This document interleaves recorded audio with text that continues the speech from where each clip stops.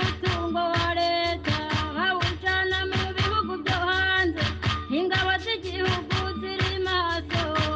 kumbibe hose harakingiye n'akazi kabo zizobafata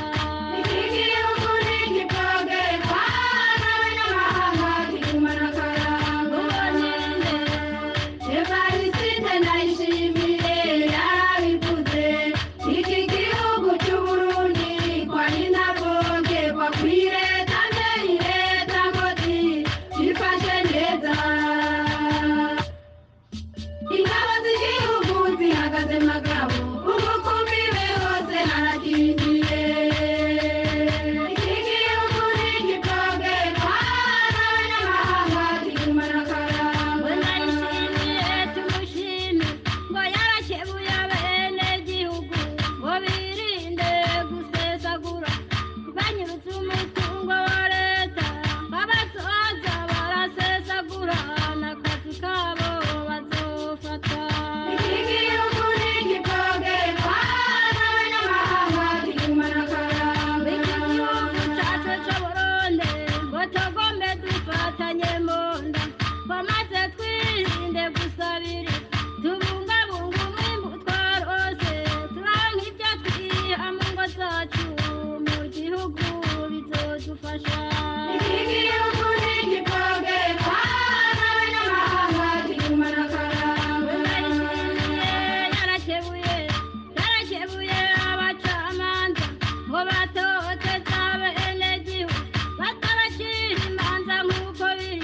bishinga kubarya ibiturire n'akazi kabo niyabafata akazi kabo kazohagarikwa iki gihugu ntigipfobekwa n'abanyamahanga kigumana akaranga uboninde Evariste Ndayishimiye yarabivuze iki gihugu cy'Uburundi kwari ntabongerwa kuri leta mbere leta ngo zifashe neza ingabo z'igihugu zihagaze magabo umukumbibe hose harakingiye iki gihugu ntigipfobekwa n'abanyamahanga kigumana akaranga Ndayishimiye yarakebuye